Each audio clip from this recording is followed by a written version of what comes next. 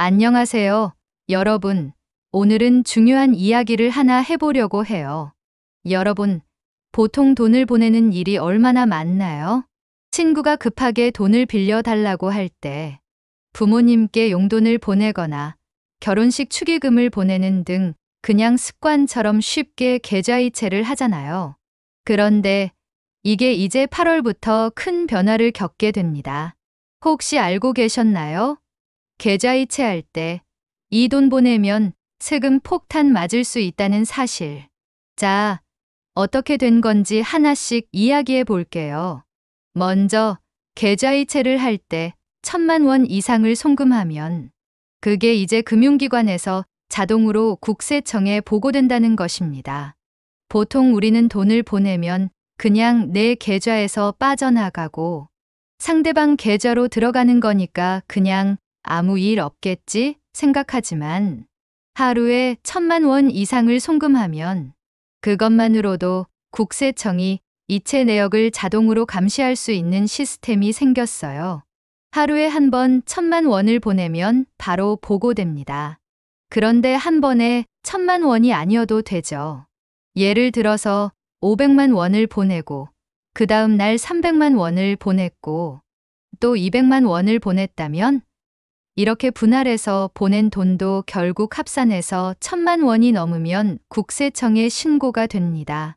이게 어떻게 보면 작은 금액처럼 보일 수 있지만 그날의 모든 송금액을 합산해서 1,000만 원이 넘으면 이미 신고된다는 것입니다. 그래서 여러분이 내가 보낸 돈이 단지 몇 번 나눠 보낸 거니까 괜찮겠지 라고 생각할 수도 있지만 그게 아니라 그날의 모든 송금액을 합쳐서 1,000만 원이 넘으면 이미 보고가 되어 버린다는 거예요. 그럼 나는 이렇게 송금한 적이 없는데라고 생각하실 수도 있겠죠? 근데 국세청에서는 이제 돈이 왜 오갔는지를 꼼꼼히 따지기 시작했습니다. 아무리 작은 금액이라도 그 돈의 흐름을 추적하고 그것이 무언가의 증여로 보일 수도 있기 때문이죠. 그럼 여기서 중요한 게 하나 더 있어요. 이제는 그 돈을 왜 보냈는지가 정확하게 기록되지 않으면 증여세를 물릴 수 있습니다. 예를 들어 여러분이 친구에게 2,000만 원을 송금했다고 가정해 봅시다. 그 이유가 친구가 급하게 돈이 필요하다고 해서 보내준 건데 송금 내역의 목적을 명확하게 기재하지 않으면 이 돈은 국세청에서 증여로 판단할 수 있어요. 만약 얘가 왜 이렇게 큰 돈을 보냈지? 하고 국세청이 조사에 들어가면 그 돈이 증여세 과세 대상이 되는 거죠. 그러면 나중에 세금을 내야 하고 세무조사를 받을 수도 있어요. 그럼 증여세는 어떻게 되냐? 예를 들어 자녀가 부모에게 1,000만 원을 송금한다고 해봅시다. 이 금액은 아직 크게 문제되지 않을 수 있어요. 그런데 만약 자녀가 매년 1,000만 원씩 부모에게 송금한다고 했을 때 1년에 1,000만 원을 보낼 때마다 이게 반복되면 국세청은 그것을 증여세 대상으로 보고할 수 있습니다. 그렇게 되면 그 돈을 증여받은 사람은 세금을 내야 하는 상황이 올 수 있다는 거예요. 자녀가 부모에게 돈을 송금할 때 그 돈의 목적을 반드시 기록하고 증빙 자료를 챙기셔야 한다는 거죠. 그렇지 않으면 나중에 진짜 세금 폭탄 맞을 수 있습니다. 그럼 어떻게 해야 세금 폭탄을 피할 수 있을까요? 돈을 송금할 때는 반드시 송금 목적을 구체적으로 적어두세요. 자녀가 부모님에게 학비 지원, 의료비, 생활비를 보내는 경우라면 그 목적을 정확하게 기재해야 해요. 예를 들어 땡땡 학원비 지원 또는 땡땡 병원 치료비 지원 이런 식으로요. 그리고 증빙 자료도 준비해야 합니다. 이렇게 하면 나중에 국세청에서 세무조사를 하더라도 문제가 없게 됩니다. 증빙 자료는 예를 들어 병원 진료비 영수증이나 학원비 납부 영수증 또는 계약서 같은 걸 말해요. 이걸 3년 이상 보관하는 것도 중요합니다.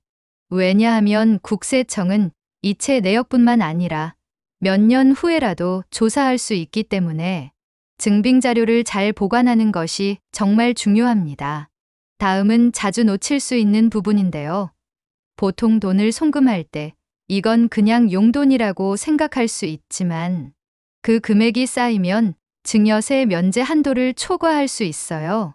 우리나라에서는 자녀가 부모에게 송금하는 금액에 대해서 1년에 5천만 원까지는 증여세 면제가 되는데 이 금액을 넘기면 세금을 내야 해요. 예를 들어 자녀가 부모에게 매년 1천만 원씩 송금한다면 10년이면 1억 원이 넘죠. 이게 다 증여세, 과세 대상이 될 수 있다는 거예요.